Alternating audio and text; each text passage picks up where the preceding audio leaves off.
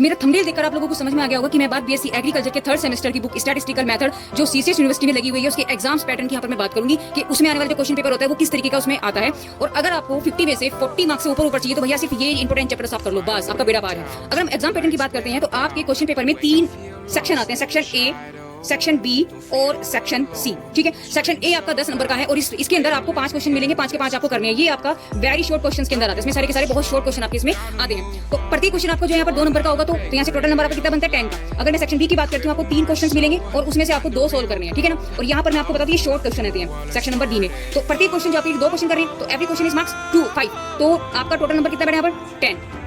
Section C की अगर हम बात करते हैं तो आपको 5 क्वेश्चंस गिवन रहेंगे, उन 5 क्वेश्चंस में से आपको 3 क्वेश्चंस करने हैं और एक क्वेश्चन आपको जो होगा वो 10 नंबर का होगा, यानी कि 3 क्वेश्चन हो गए तो 3 क्वेश्चन आपके कितने के बैठ गए आपके यहाँ पर 30 नंबर के बैठ गए।